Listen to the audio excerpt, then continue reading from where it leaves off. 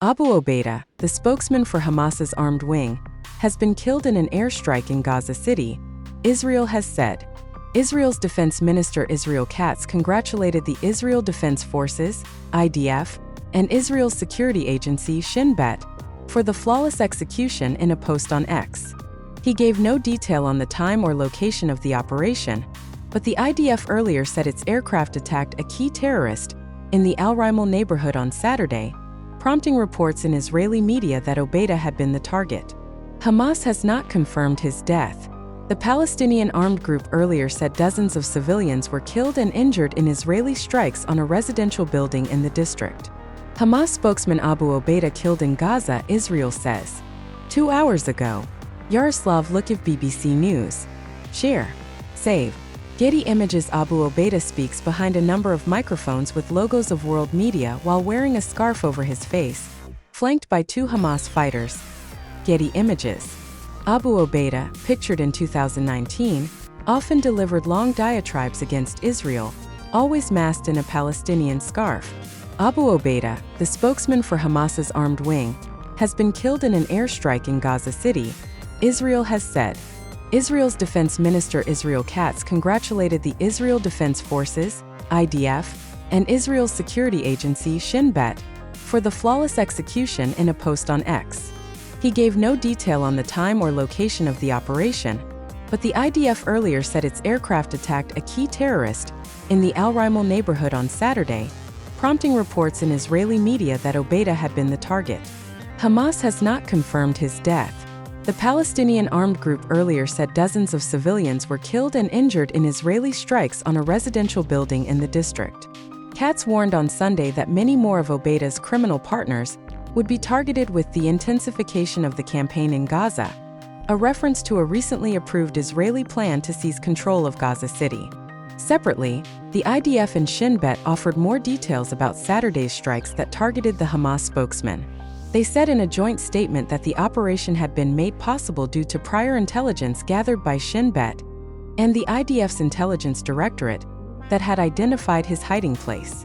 Obeida was among the few remaining senior members of Hamas's military wing from before its deadly October 7, 2023 attack on southern Israel. 5 missiles struck the second and third floor of the 6-story apartment in the Al Rimel neighborhood building simultaneously from 2 different directions. The flat that was targeted had been used as a dentist's surgery. Witnesses reported seeing hundreds of thousands of dollars flying in the air after the strikes, with large sums stolen by locals but later recovered by Hamas. The joint statement said Obeida served as the public face of the Hamas terrorist organization and disseminated Hamas propaganda. Over the past few years, Obeida, believed to be about 40 years old, delivered a number of long diatribes against Israel on behalf of Hamas's military wing, the Al-Qassam Brigades. Always masked in a Palestinian scarf, he became an idol to Hamas supporters throughout the Middle East. In what may have been his final speech on Friday, Obeida said the fate of remaining Israeli hostages would be the same as that of Hamas fighters, warning Israel against its planned invasion of Gaza City. Local journalists reported that at least 7 people had been killed and 20 injured in the strikes on the densely populated Al Rimel neighborhood, with children among the casualties. Muhammad Ahmad, who runs a barbershop just 100 meters (328 feet) from the site, told the BBC that the blasts were terrifying. "I couldn't move for more than an hour."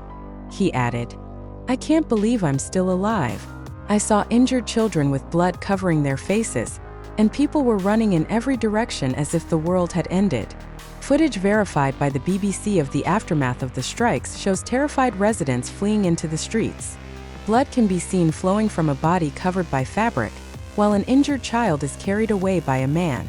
The IDF said that prior to the attack, many steps were taken to reduce the chance of harming civilians, including the use of precision weapons, aerial observations, and additional intelligence information. BBC News has been unable to independently verify the claims of either the IDF or Hamas. In early August, Israel's security cabinet approved a plan to seize control of Gaza City in a fresh offensive, with the stated aim of bringing the 22-month-long war to an end. The UN has repeatedly warned that a complete military takeover would risk catastrophic consequences for Palestinian civilians and Israeli hostages held in Gaza. The UK's ambassador to Israel has said it would be a huge mistake. Israeli Prime Minister Benjamin Netanyahu has vowed to defeat Hamas and defied international criticism of his plans to expand the war. Israel's military operation in Gaza began in response to the Hamas-led October 7th attack, in which about 1,200 people were killed and 251 others were taken hostage. Since then, more than 63,000 Palestinians have been killed, according to the Hamas-run Gaza Health Ministry. While the operation to capture Gaza City has yet to begin in earnest, Israeli attacks on the city, where nearly 1 million people live, have been ongoing. One local resident told the BBC that the same apartment building struck on Saturday had already been hit in an earlier Israeli air raid months ago. The Israeli military has said it plans to evacuate Gaza City's entire population and move it to shelters in the south before troops move in. Most of Gaza's population has already been displaced many times during the conflict. More than 90% of the city's homes are estimated to be damaged or destroyed, and the healthcare, water, sanitation and hygiene systems have collapsed.